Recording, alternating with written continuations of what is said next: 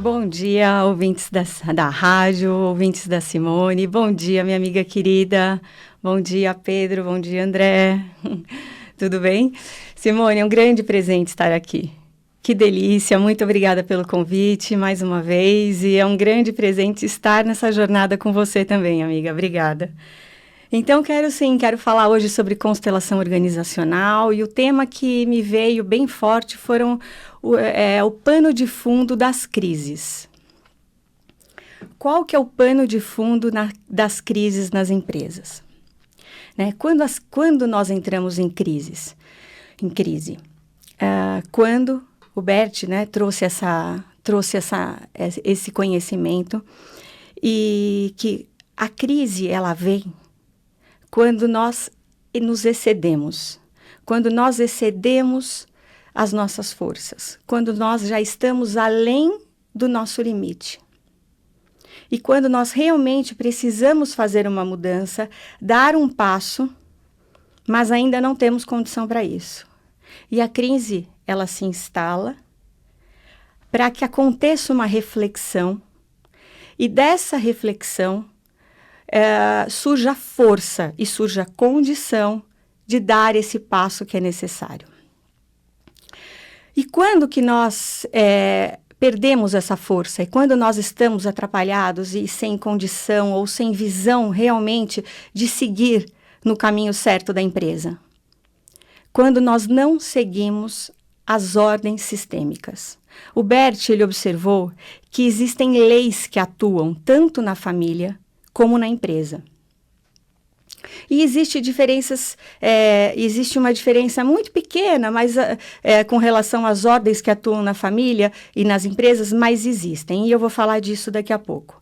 No entanto, ele observou que a primeira ordem, que é o equilíbrio de troca, a relação de dar e tomar, ela é uma relação que ajuda a manter os lucros crescendo.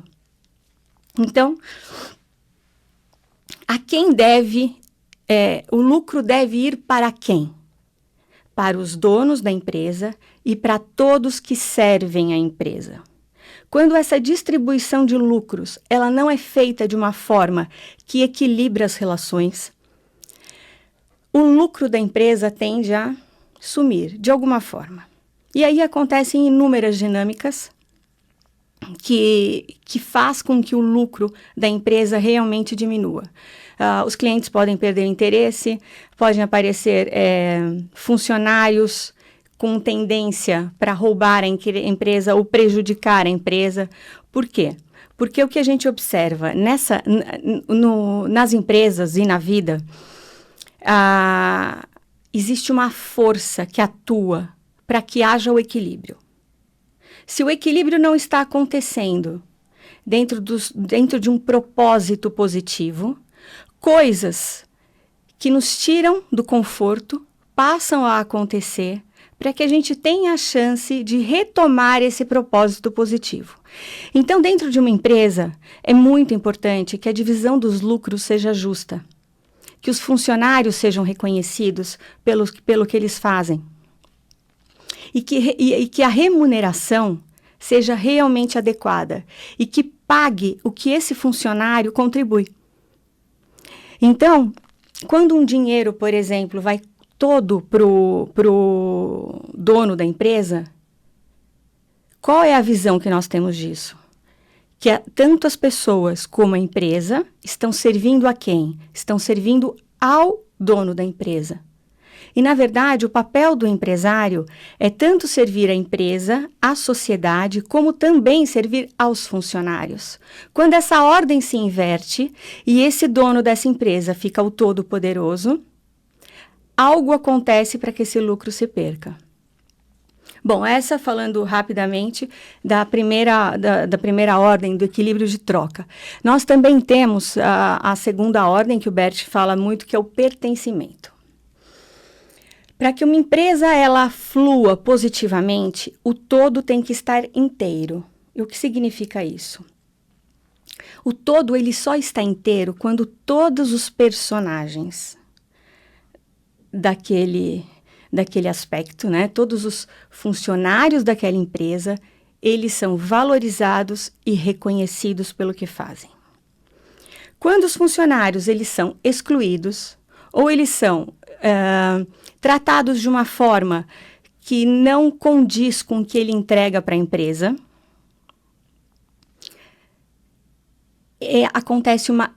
pode acontecer uma outra desordem nesse sistema, que é o desequilíbrio pelo pertencimento. As pessoas não estão pertencendo à empresa da forma como deve. Uma diferença uma diferença, né, nesse aspecto da questão do pertencimento com relação ao sistema familiar e ao sistema empresarial, é que na família ninguém pode ser excluído. Um tio nunca vai deixar de ser tio, uma mãe não vai deixar de ser mãe, o filho não vai deixar de ser filho. Já no sistema empresarial, só pode pertencer quem contribui à empresa. Quem não contribui à empresa e continua pertencendo à empresa, gera também desequilíbrio entre os outros funcionários. Muitas vezes uma empresa com excesso de funcionários, com pessoas com tempo livre, com a cabeça vazia, com falta do que fazer,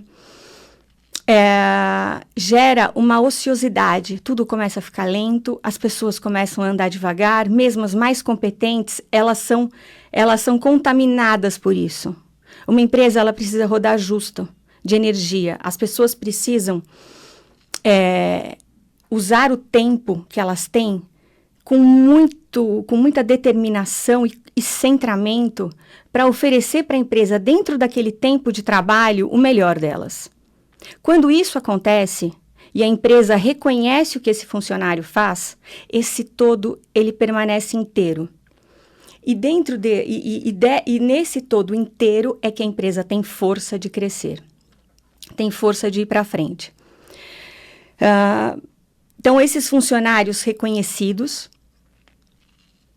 mesmo quando saem da empresa, então, se um funcionário que é muito bom, ele quer sair da empresa, ele tem esse direito, sem dúvida nenhuma, mas ele precisa ser reconhecido por aquilo que ele fez. E ao sair da empresa, a memória dele precisa ser honrada por tudo que ele fez. Então, o sucessor assume o cargo dessa pessoa, recebendo esse cargo de uma forma honrada, com uma memória muito boa, com as pessoas comentando o quanto aquela pessoa que saiu foi importante para aquele cargo, tudo que ela fez de bom.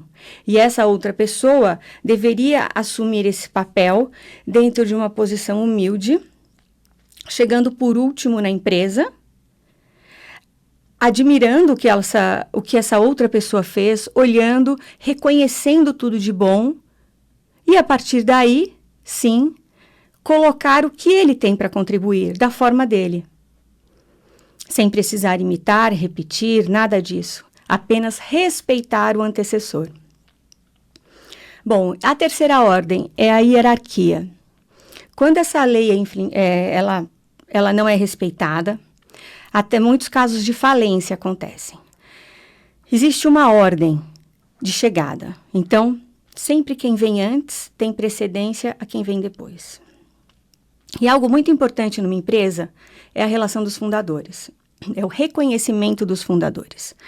O fundador, ele tem para a empresa o papel que uma mãe e um pai têm para um filho. Os fundadores, eles dão a vida à empresa. E quem dá a vida à empresa não pode ser esquecido e não pode deixar de ser reconhecido. Porque tudo que vem depois disso dependeu da existência dessa empresa, do nascimento dessa empresa.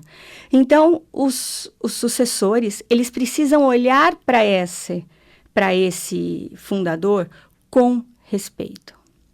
Existe um conflito muito grande que a gente observa nas gerações novas quando assumem as empresas, porque elas olham para o fundador ou para as gerações anteriores de uma forma, não, essa pessoa é muito antiquada, essa pessoa não está entendendo o que o mercado precisa, essa pessoa, e com críticas. Isso tira a força dessa nova pessoa, dessa nova geração, assumir o papel que ela precisa assumir. Então, como que é um olhar respeitoso disso? Primeiro, para essa nova geração receber essa empresa, as gerações anteriores fizeram coisas boas. Elas conseguiram chegar a crescer uma empresa e a deixar pronta uma empresa para que uma outra geração assumisse. E eu não digo geração familiar, tá? É uma geração de líderes. Então, quando essa nova geração chega, ela também precisa olhar para tudo que foi feito antes. Para tudo reconhecer ou agradecer e entrar de uma forma humilde nessa posição. Ao entrar numa forma humilde, ela ganha força para o novo. E é claro que as novas gerações, elas também têm uma missão de inovação. O mercado, ele está muito acelerado. A forma de trabalho, os produtos, tudo vem se desenvolvendo de uma forma muito rápida e diferente. Então, essa nova geração, ela não precisa se gabar de querer fazer coisas diferentes. É quase que uma obrigação dela. É o papel que essa liderança nova tem. No entanto, fazer isso com respeito e reconhecimento pelo que aconteceu anteriormente. E aí sim, essa nova liderança, ela tem força para poder fazer o novo, a modernização necessária e o que tem que ser feito. Vale também ressaltar, né, que um bom empresário, o que é ser um bom empresário? Primeiro, é servir a empresa e não fazer com que a empresa o sirva. E existe um ponto muito importante, que é saber quando esse líder atual não tem mais condição, que ele não é a melhor pessoa mais para fazer a gestão da empresa. E que ele precisa entregar essa empresa para uma nova geração, para novos líderes, para um novo comando. Então, essa disposição de fazer isso é quando a pessoa olha para a empresa e não para si. Então, quando um líder ele olha para a empresa, ele tem condição de reconhecer se realmente ele é a melhor opção para a empresa naquele momento. Voltando, né, com a questão da hierarquia, quando acontecem esses conflitos na hierarquia superior da empresa, esses conflitos eles são projetados e acontecem também em outros departamentos. Outros departamentos começam a repetir esse padrão do que acontece na relação de desrespeito entre os líderes superiores. Bom, vou falar bastante disso esse final de semana, aqui no auditório da Rádio Mundial, nos dias 19 e 20, sábado e domingo. Estarei aqui com o curso de constelação para constelação organizacional. Vai ser um curso intensivo, não é direcionado para quem tem formação, vai ser um curso aberto. Faremos exercícios, vou usar algumas estratégias que eu uso como consultora nas empresas, por exemplo, o SWOT sistêmico, que é a análise de forças e como que eu uso isso dentro do ambiente sistêmico. Vou falar também das leis com mais profundidade. Então, agradeço muito. Simone, obrigada, amiga. Um prazer estar aqui com vocês. E um ótimo dia.